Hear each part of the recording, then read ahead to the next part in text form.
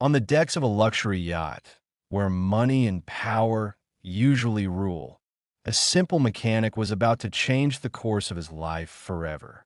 He was poor. He was just a worker. But sometimes all it takes is the right moment and a little bit of courage to make the world see you in a way you never expected. Luca had spent his whole life invisible. At 23, he was just another deckhand aboard the Lady Isabella, a yacht so exclusive the crew couldn't even board without a background check. Most of the passengers were billionaires, celebrities, or royalty, people who looked at him as if he were part of the ship itself, something they could ignore. And that's how Luca liked it. He didn't need their attention. He just needed a paycheck. But when the yacht's engine failed hours before it was supposed to leave port, everything changed. No one could fix it, not the engineers, not the crew, and certainly not the guests. But Luca, he was different. He knew the engine better than anyone else. He just needed the chance. And when the captain finally relented, Luca wasn't about to let it slip away. The Lady Isabella wasn't just any yacht. It was a floating palace, as lavish as it was intimidating. Its owner, Charles Devereaux, was a tech mogul who could buy anything, including silence. And the ship's reputation reflected that. Pristine, spotless, the perfect escape for the super rich who wanted to forget their problems. For Luca, it was a job. He was a mechanic with big dreams, but even bigger debts. Every day, he worked the lower levels of the yacht, making sure everything ran smoothly, all while keeping his head down. He had no illusions about the life he would lead. He wasn't supposed to be rubbing elbows with the billionaires. He was just a cog in their world. But when the yacht's engine sputtered to a halt just outside the harbor, the entire crew went into a panic. The guests were restless. Charles Devereaux was furious, and there was no one who knew how to fix it. Everyone except Luca. The captain called him to the engine room with a grim look. "You're the only one who can fix this, Luca," he said, voice tight. "But if you screw it up, we're stuck here." Luca nodded. He didn't hesitate. His hands worked quickly, every movement precise, every turn of the wrench familiar. He worked on yachts before, but nothing like this. This was the Lady Isabella. This was the ship that floated above the world. And if he failed, he knew his life would be over. It didn't take long. Within an hour, the engine roared to life, the sound like music to the captain's ears. Luca wiped his brow and stood back, satisfied. But he didn't expect the attention that came next.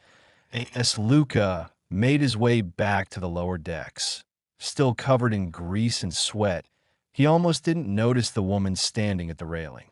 She was watching him from above, the sunlight glinting off her dark hair, her white dress billowing in the breeze. Luca wasn't sure why, but something about her presence made him pause. Maybe it was the way the other passengers seemed to part around her, giving her space like she was royalty. Or maybe it was just the way she looked at him, like she saw something he didn't even know was there. She smiled. A small, genuine smile that made the air feel a little less heavy. "You're Luca, right?" she asked. He froze. He hadn't spoken to any of the guests on board. At least, not like this. "Yeah," he said, wiping his hands on his pants, feeling awkward. "That's me." "I'm Emma," she said, extending a hand. "I've heard about you. You fixed the engine." "Yeah, it was nothing." She raised an eyebrow. "Nothing? I'm pretty sure a lot of people tried and failed."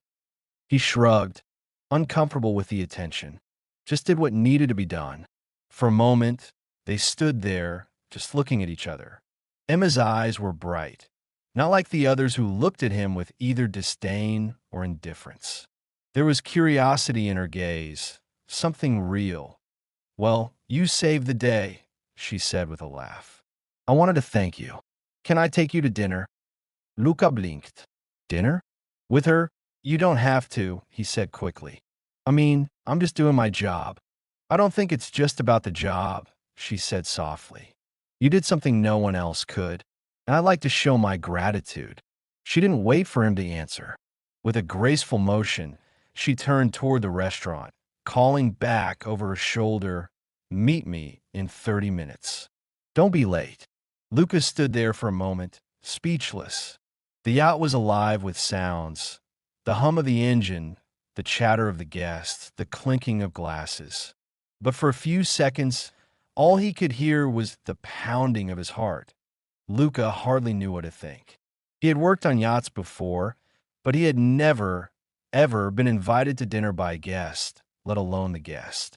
And certainly not one as striking as Emma Devereaux, the billionaire's daughter. He stared at the floor for a moment, feeling the weight of the invitation settle on his shoulders. It didn't make sense. It couldn't be real. People like Emma didn't spend time with people like him. She was a world apart, her life a glittering blur of wealth, power, and luxury. And yet, she had smiled at him. She had asked him to dinner. After a brief internal battle, Luca found himself standing in front of the restaurant's door, trying to wipe the grease from his face with a paper towel. He didn't have anything fancy to wear. His uniform was all he had. He was just a mechanic. He had no idea what someone like Emma would want from him. But he couldn't turn back now. Inside the restaurant, the atmosphere was elegant but relaxed. Candlelight flickered on every table, and the soft murmur of conversations filled the air. It was everything Luca had imagined the world of the rich would be like, a bubble of perfection that seemed so far out of reach. Emma was already seated at a corner table, her eyes glinting as she watched him approach. She didn't look at him with judgment or pity, just with interest, like she was curious to know who he was beneath the grime and oil. "Luca," she said, her voice warm, "I'm glad you came." He swallowed his nerves and sat down across from her. "I wasn't sure. I mean, I don't really belong here, you know." "Who says you don't?" Emma asked with a playful smile. "You fixed the yacht. You saved all of us from missing our trip." Luca gave a small shrug. It wasn't a big deal. It was, she insisted. Most people would have panicked. But you didn't. You just got to work. Luca's eyes met hers, and he couldn't help but feel a strange pull. Her confidence, her ease, it was as if she existed in a world where nothing was impossible. And here he was, sitting across from her like this, feeling out of place. The conversation drifted from one topic to the next. They talked about the yacht, the sea, and their lives, Emma's privileged upbringing and Luca's humble beginnings. She spoke of her dreams, of wanting to do more than just be the daughter of someone important, while Luca talked about his dream to one day own his own shop and fix boats for a living. But as the night went on, something began to change. It wasn't just the way Emma looked at him or the way she laughed at his awkward jokes. It was something deeper. She was seeing him for who he was, not what he did or where he came from. And it made him feel like he was finally being seen in a way he never had before. As the evening came to an end, Luca didn't want to leave. He was nervous about what would happen next, but he couldn't shake the feeling that maybe, just maybe, this night could change everything. "Thank you for dinner," he said quietly, standing up. "It was unexpected." "I'm glad you came," Emma replied, her voice soft but sincere. "I don't think I've ever met anyone like you before." Before Luca could respond, she reached out and took his hand in hers. The touch was gentle, but there was an intensity in her eyes that took him by surprise. "Do you think this could be the start of something unexpected?" she asked, her voice barely above a whisper. Luca froze. For a moment, the world seemed to stop around them. It was as if time had slowed down, leaving only the two of them. Her hand in his, her gaze holding his. He wasn't sure what was happening, but he knew that the feeling he had in that moment was like nothing he had ever experienced. I don't know," he said, his heart pounding. "But I think I'd like to find out." Emma smiled, and for the first time, Luca saw a side of her that was completely different from the polished, perfect heiress the world saw. This was the real Emma, the woman behind the wealth, the fame, the glamour. She was just human. And in that moment, so was he. As they stood together on the deck of the yacht, Emma leaned in, her lips brushing against his ear. "I want to show you a side of my world you've never seen before," she whispered. Luca nodded, his mind racing. This wasn't just a fleeting moment. This wasn't just some rich girl trying to be kind to the poor mechanic. There was something more, something deeper. He could feel it in the air, in the way their fingers intertwined, in the way his heart skipped when she looked at him. But as the night stretched on, the yacht set sail, and Luca couldn't shake the feeling that their worlds, her world and his, were on a collision course. And with every passing moment, the distance between them seemed to grow, even though they were standing side by side. As the Lady Isabella sailed through the night, the distance between Luca and Emma seemed to stretch, despite their closeness. They spent their days together, talking about everything and nothing at all. For the first time in his life, Luca felt like he belonged somewhere. Emma made him feel special, like he wasn't just a mechanic on a yacht. He was someone, but deep down, Luca knew the truth. Their worlds were too different. She was the daughter of a billionaire, a life filled with wealth, power, and expectations. He was just a mechanic, struggling to make ends meet. He couldn't let himself forget that point one evening. As the ship glided across the ocean, Luca found himself standing alone on the deck, watching the waves crash against the hull. The soft sound of the ocean was calming, but his mind was anything but at peace. He had already noticed the subtle changes. Emma's glances had become fewer, her smiles more fleeting. The conversations that once flowed so easily now felt forced, as if she was struggling to find something to say to him. Something was changing, and Luca couldn't ignore the growing distance between them. That it wasn't until the next day that he found out what it was. The yacht had anchored at a secluded island, the crew preparing for a day of private excursions. Emma invited Luca to join her for a hike, but when they met up, something was off. Her face was tense, her eyes distant. "I need to talk to you," Emma said, pulling him aside. That Luca's heart skipped a beat. Her voice sounded different, more serious. He followed her away from the group, feeling the knot in his stomach tighten. "Luca, there's something I have to tell you," Emma started, her voice shaking slightly. "My father, he's been looking into you." Luca frowned.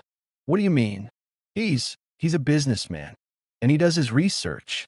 He knows everything about the crew, everything about you." Emma paused, biting her lip.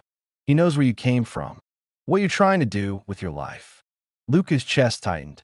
"What's that got to do with us?" Emma's gaze fell to the ground. "He doesn't approve of me spending time with you. I wanted to focus on someone more my level, someone who has the same future as I do." Luca felt a wave of shock rush over him. He didn't know what to say.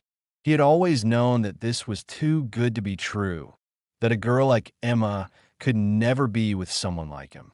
But hearing it from her, hearing that her father was pulling strings behind the scenes, made it all feel so much more real.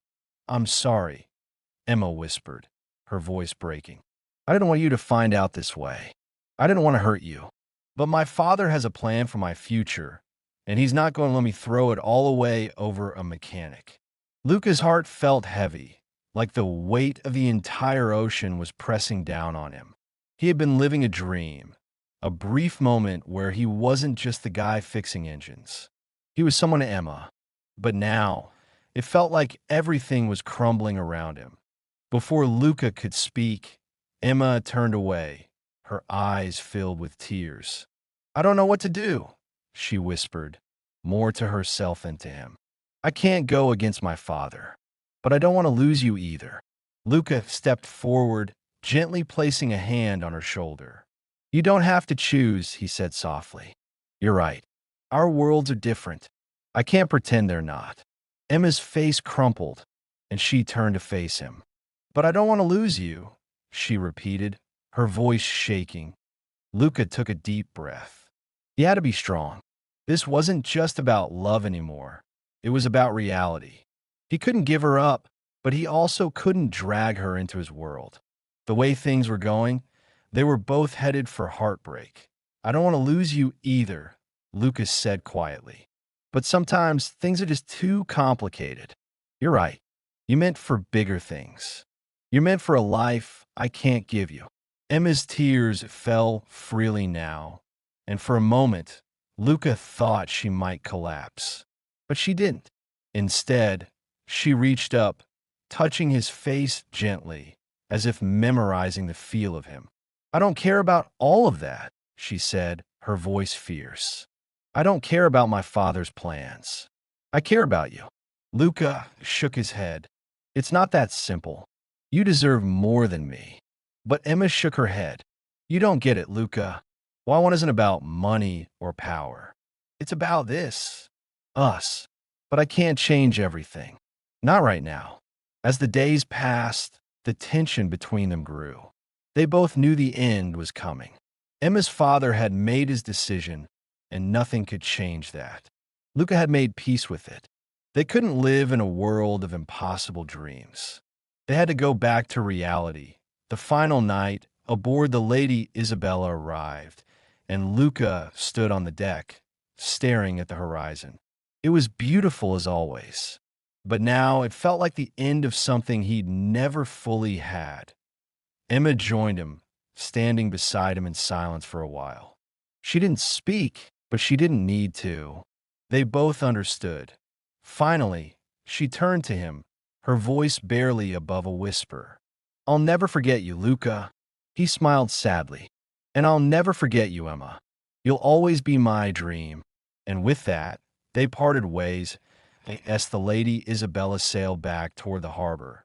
Luca knew that no matter what happened next, he would never forget the girl who had seen him for who he truly was, the mechanic who had fixed her yacht, and the boy who had stolen her heart. But sometimes, even the best love stories don't have happy endings. And some things, no matter how much you want them, are just never meant to be. And just like that, their paths diverged, two worlds too far apart to ever truly connect. But sometimes, the most unforgettable moments are the ones that never last. What do you think? Can love survive when the odds are stacked against it? Let me know in the comments, and don't forget to hit that subscribe button for more stories that will leave you thinking long after the credits roll. Thanks for listening. Until next time, keep dreaming.